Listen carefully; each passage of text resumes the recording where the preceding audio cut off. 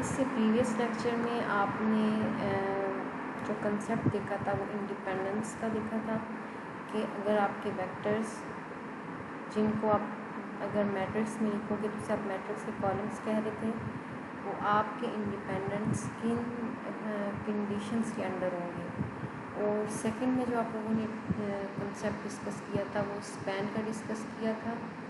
और स्पैन में क्या था कि आप इससे पहले जो वर्ड यूज़ करते हो आप ये यूज़ करते हो कि आप अगर कोई से भी 2 वेक्टर्स या 3 वेक्टर्स फॉर एग्जांपल गिवन है और उनसे आप कोई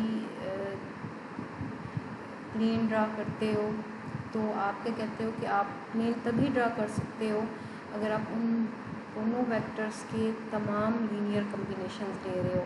तो आप ये जो वर्ड अब लीनियर कम्बिनेशंस है इसको आप कंप्रेस कर रहे हो कि these vector span the plane. ठीक है, अगर आप स्पेस के तमाम लीनियर कम्बिनेशंस ले रहे होगे तो आप ये वर्ड यूज़ करोगे कि these vectors will span the space. और थर्ड में जो आप कंसेप्ट यूज़ कर रहे थे वो आप बेसिस का यूज़ कर रहे थे। आपके पास बेसिस की 2 प्रॉपर्टीज़ थी। जो फर्स्ट प्रॉपर्टी थी वो थी कि these vectors should be independent. जो वेक्टर आप एज अ बेसिस ले रहे हो वो आपके इंडिपेंडेंट होने चाहिए। और जो उसकी सेकंड प्रॉपर्टी थी वो आपके पास these vector should span the space. अब आप लोगों ने जो लास्ट में एग्जांपल देखी थी कि आपने R3 का केस लिया था। अगर आप R3 का केस ले रहे थे तो उसमें हम लोगों ने डिफरेंट एग्जांपल डिस्कस की थी। जो एंड पे हम लोगों ने एग्जांपल डिस्कस की थी उसमें था कि अगर आप 2 वेक्टर्स ले रहे हो, यानी यहाँ कोई से भी 2 वेक्टर्स लोगे तो these above 2 vectors is there a space for which that is a basis.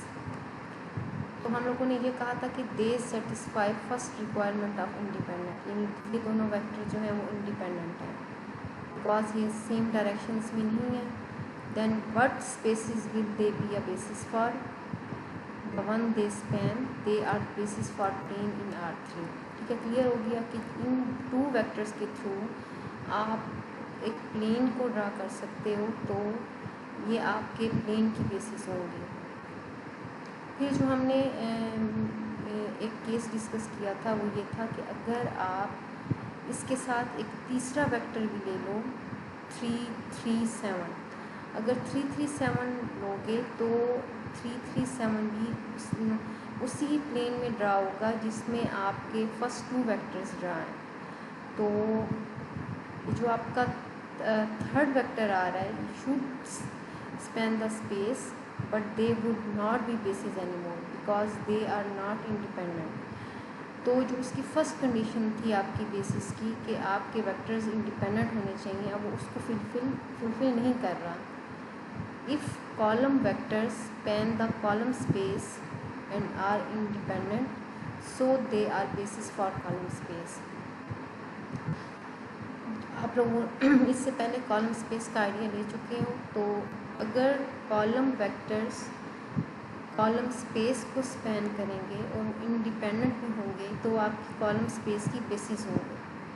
अब अगर आप केस ले रहे हो 3x3 मैट्रिक्स का एंड तो उस केस में any 3 columns are basis of R3 if matrix is invertible and those columns are independent, so got basis of R3। तो R3 के लिए जब आपने उस केस में बेसिस लेने हैं और आपके पास 3x3 का मैट्रिक्स है तो आपके पास 3 कॉलम्स जो हैं वो उस केस में बेसिस होंगे। लेकिन कंडीशन क्या है बेसिस होने की कि आपका मैट्रिक्स जो है वो इन्वर्टेबल होना चाहिए। आपका मैट्रिक्स इन्वर्टेबल तभी होगा अगर आपके तीनों कॉलम्स जो हैं वो इंडिपेंडेंट हैं। तो आपके पास इंडिपेंडेंट की कंडीशन अचीव हो रही है और जो 3 कॉलम्स हैं वो आपके पास एनफ है स्पेस ड्रा करने के लिए R3 में। अगर R3 में ही आपके पास 2 वेक्टर्स गिवन है, then those vector was a basis for R3, उसका आंसर होगा no, because not enough vector there. इन 2 वेक्टर्स से आप लोगों को मैंने ऑलरेडी बताया कि आप स्पेस जो है उसको स्पेन नहीं कर सकते, तो इसलिए ये आपके R3 के बेसिस नहीं होंगे। For R3 the number of vector is 3।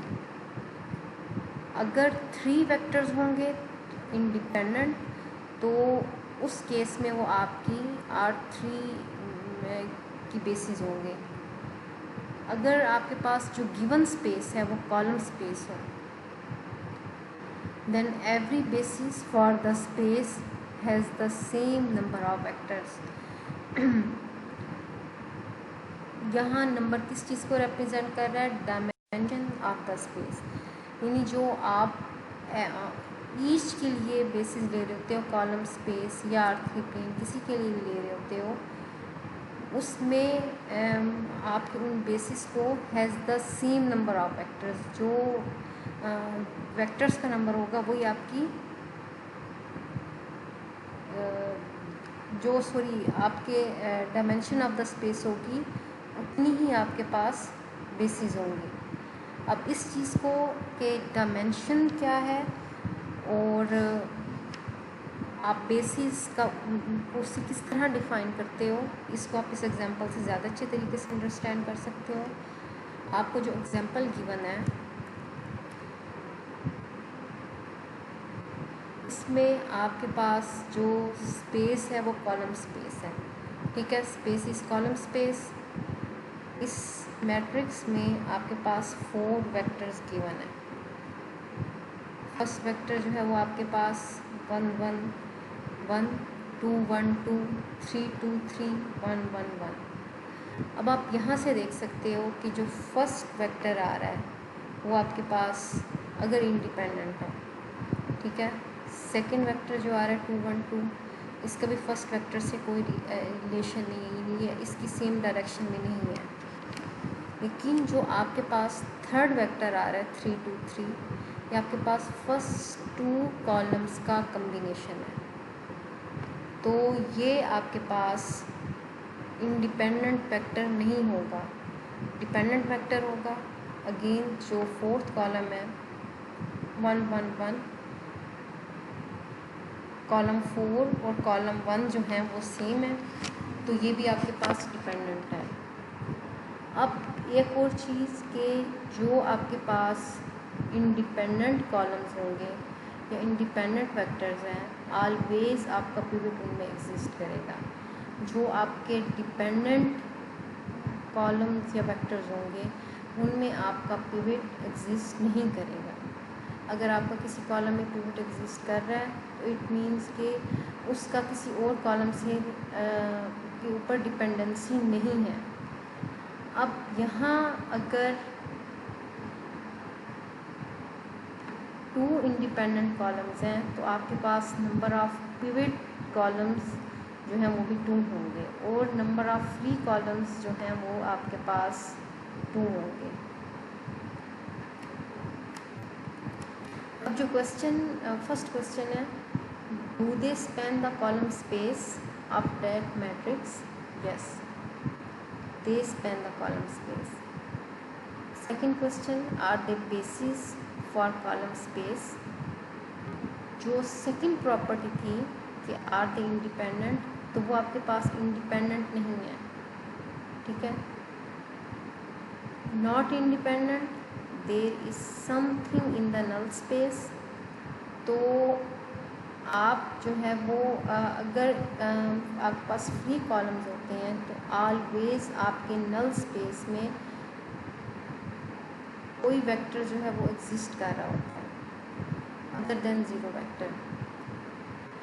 तो आपको जब भी फ्री कॉलम्स एग्जिस्ट कर रहे होते हैं तो Ax = 0 के सॉल्यूशंस की तरफ ऑलवेज देखना होता है, यानी आपने नल स्पेस के जो वेक्टर्स आपको इस सॉल्यूशन को 0 कर रहे होते हैं, राइट हैंड से 0 कर रहे होते हैं, आपने उसको देखना होता है। Then look for some vectors that combine those columns and produce zero columns। अभी जो मैंने आप लोगों को चीज़ डिफाइन की है कि आप उन वेक्टर्स को फाइंड आउट करोगे that combine those columns and produce zero columns। तो एक जो आप फाइंड आउट करोगे नल स्पेस के लिए स्पेशल सॉल्यूशंस जो आपका ए एक्स को ज़ीरो की इक्वल कर देगा, तो उसमें एक्सिस का जो सॉल्यूशन होगा वो ये होगा।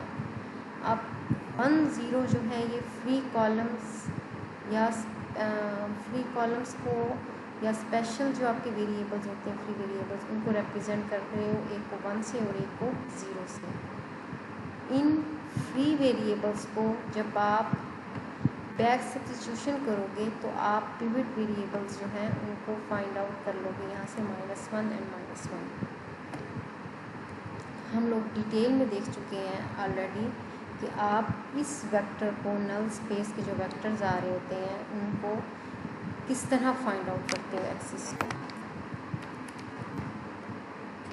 तो आपकी इसी जो मैट्रिक्स गिवन है इसके लिए इसी मैट्रिक्स से जब आपने कॉलम स्पेस ड्रा करनी होगी तो उसके लिए आपकी बेसिस क्या होंगे, ठीक है। यानी अगर आप इस मैट्रिक्स से कॉलम स्पेस को ड्रा करना चाह रहे हो तो आपकी बेसिस क्या होंगी। अब आपकी बेसिस क्या होती हैं, यानी फर्स्ट कंडीशन कि वो इंडिपेंडेंट होनी चाहिए। तो बेसिस क्या हो सकती हैं, आप कॉलम 1 ले लो और कॉलम 2 ले लो, ये दोनों वेक्टर्स इंडिपेंडेंट हैं, आपकी ये बेसिस होंगी। या क्या बेसिस हो सकती हैं कि आप कॉलम 3 ले लो और कॉलम 4 ले लो, आपकी ये भी बेसिस है। आपके पास ये दोनों कॉलम जो हैं वो भी इंडिपेंडेंट हैं। इसके अलावा क्या बेसिस पॉसिबल है कि आप कॉलम 2 और कॉलम 4 ले लो, ठीक है। या आप कॉलम 1 एंड कॉलम 3 ले लो। तो वही जो आपकी पॉसिबल बेसिस हैं यहाँ वही लिखी हुई हैं कि आपकी possible basis column 1 and column 2 and column 2 and column 3, column 2 and column 4। तो जितने आपके पास नंबर ऑफ पिवट वेरिएबल्स होते हैं वही आपका रैंक ऑफ मैट्रिक्स होता है। तो इस केस में 2 इंडिपेंडेंट कॉलम्स थे तो 2 ही पिवट वेरिएबल्स होंगे, तो आपकी जो मैट्रिक्स का रैंक है वो 2 होगा। अब आप जो रैंक ऑफ मैट्रिक्स था उसको आप लोगों ने पहले जो डिफ़ाइन किया था वो नंबर ऑफ पिवट कॉलम से डिफ़ाइन किया था कि आपका ऑलवेज जो रैंक है वो नंबर ऑफ पिवट कॉलम्स के इक्वल होगा। लेकिन यही जो आपका रैंक है ये डायमेंशन ऑफ कॉलम स्पेस की होगी, ठीक है। यानी जितने आपके पास नंबर ऑफ पिवट कॉलम्स हैं वही आपकी जो सब स्पेस है कॉलम स्पेस उसकी डायमेंशन है। अब आप यहाँ इस चीज़ को माइंड में रख लो कि आप वेक्टर ए की डायमेंशन नहीं ले रहे हो, ठीक है। जो आपके पास रैंक है वो मैट्रिक्स ए का है, जो होल मैट्रिक्स ए है रैंक आपके पास होल मैट्रिक्स ए का है। लेकिन जो आप डायमेंशन ले रहे हो डायमेंशन ऑफ सब स्पेस जो आपके पास कॉलम स्पेस है उसकी डायमेंशन ले रहे हो, ठीक है। आप वेक्टर ए उसकी डायमेंशन नहीं ले रहे।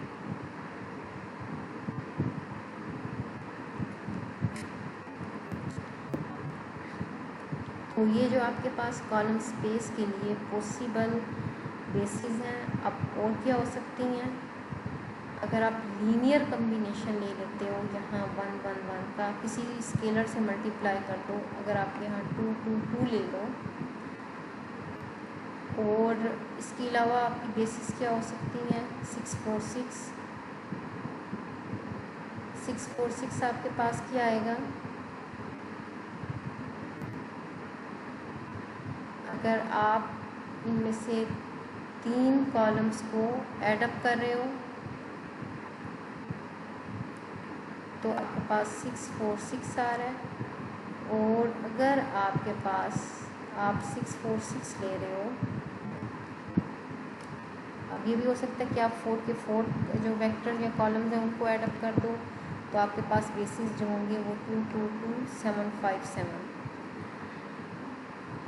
इस चीज़ को मैं मज़ीद एलैबोरेट कर देती हूँ कि आपने इस मैट्रिक्स ए को लिया और आपने इस मैट्रिक्स ए से कॉलम्स जो आपके स्पेस थी उसकी बेसिस को फाइंड आउट करना है। यानी अगर आपको कोई भी गिवन मैट्रिक्स होगा और आपको क्विज़ में, असाइनमेंट में या एग्ज़ाम में ये क्वेश्चन दिया जाता है कि आप इस मैट्रिक्स की बेसिस को फाइंड आउट करो, तो जो बेसिस की प्रॉपर्टीज़ थी आपकी इस मैट्रिक्स के जिन भी वेक्टर्स को आप चूज़ करते हो वो उनको उन प्रॉपर्टीज़ को फुलफ़िल करना है।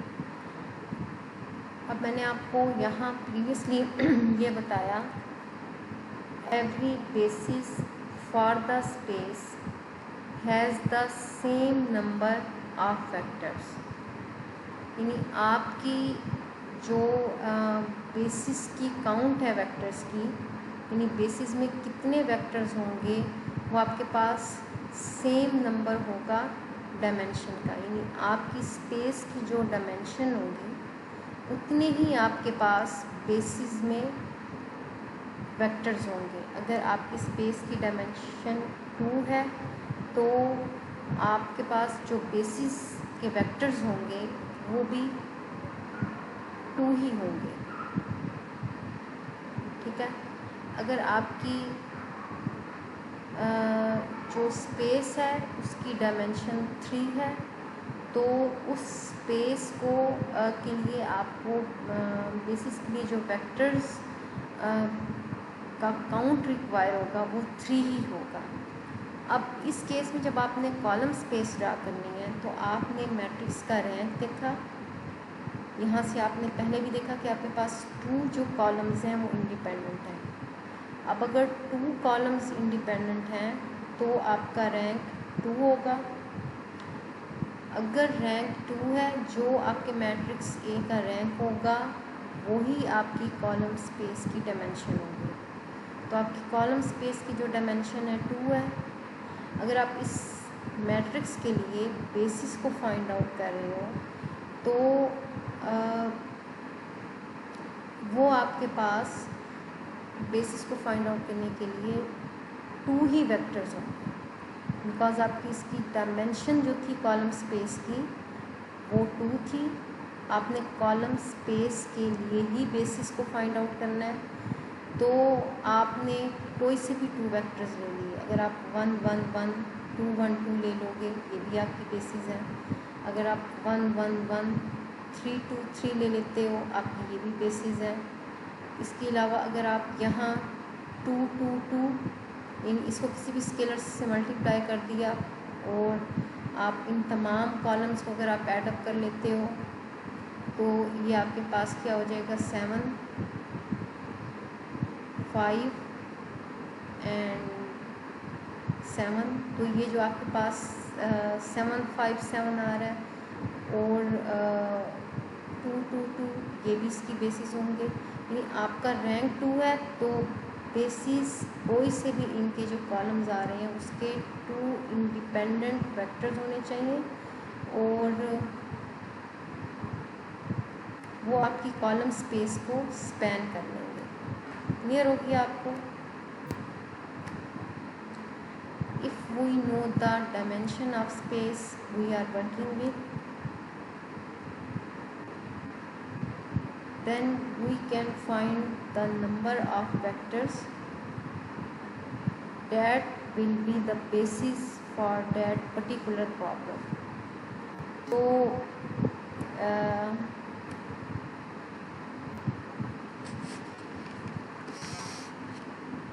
यहाँ इस केस में if we know the dimension of column space and we have a couple of vectors that are independent, they will automatically be a basis if we have got the number of vectors right.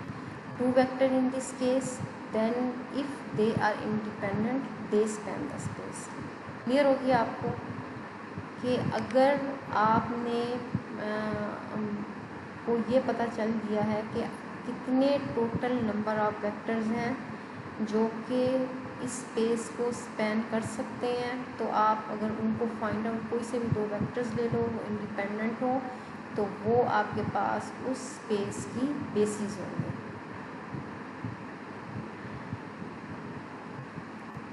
Again ये वही चीज़ है कि dimension of column space जो है वो always rank of matrix होगी। अब null space की बेसिस क्या होती है? ठीक है, नल स्पेस की बेसिस यहाँ इस केस में आपके पास टू फ्री कॉलम्स हैं। जो गिवन मैट्रिक्स से था, इसमें आपके पास टू फ्री कॉलम्स हैं। अगर आपके पास टू फ्री कॉलम्स हैं तो टू ही बेसिस होंगे, बिकॉज नल स्पेस के केस में आपकी डायमेंशन ऑफ नल स्पेस जो है वो नंबर ऑफ फ्री वेरिएबल्स के इक्वल है। आप लोग इससे पहले ये चीज़ देख चुके हो कि number of free variables always equal to n-r। ये आप लोग पहले फाइंड आउट कर चुके हो कि फ्री वेरिएबल्स इसके इक्वल होते हैं। अब जितने फ्री वेरिएबल्स होंगे उतनी ही आपकी नल स्पेस की डायमेंशन होगी। यानी अगर यहाँ आपके पास फ्री वेरिएबल्स टू थे तो आपके पास नल स्पेस की जो डायमेंशन है वो भी टू होगी। अगर नल स्पेस की डायमेंशन टू है, इट मीन्स कि नल स्पेस को स्पैन करने के लिए आपके पास टू वेक्टर काउंट जो है वो रिक्वायर होगा, और वो दोनों जो वेक्टर्स हैं वो आपके पास इंडिपेंडेंट होने चाहिए। तो आपने उसको किस तरह फाइंड आउट करना है, मैं मेथड दोबारा रिपीट नहीं करूँगी क्योंकि आपको ऑलरेडी पता है।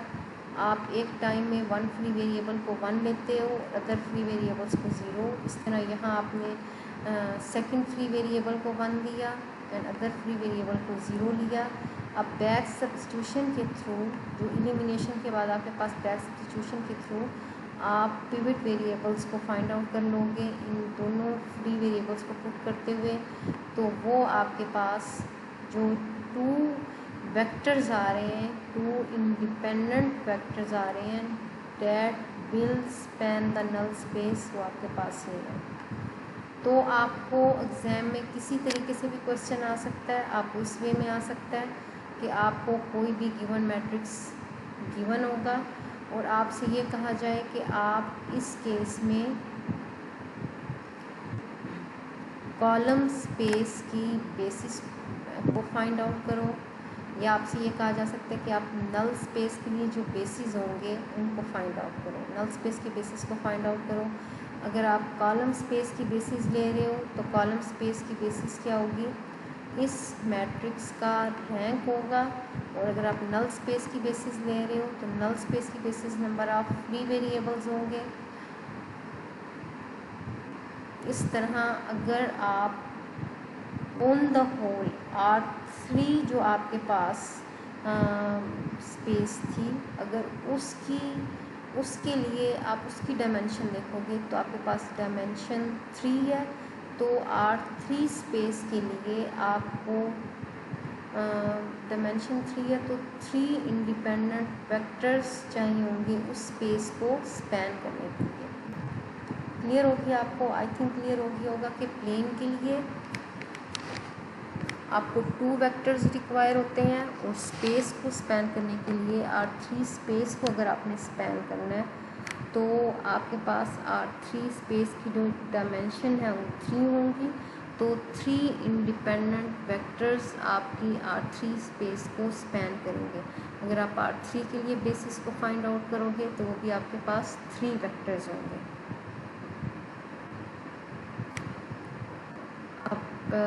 जो आप अभी तक पढ़ चुके हो उन डेफिनेशन को यहाँ जस्ट वन लाइन में लिखा है। इंडिपेंडेंस की डेफिनेशन क्या होगी, that looks at the combinations not being zero. Spanning की definition that looks at all the combination basis that combines independence and spanning. Dimension, it's the number of vectors in any basis because all bases have same number। ठीक है, जो आपकी dimension का number होगा वही आपकी basis का same number होगा। होपफुली आपको इन जो 4 एंटिटीज़ हैं इनका कंसेप्ट क्लियर हो गया होगा।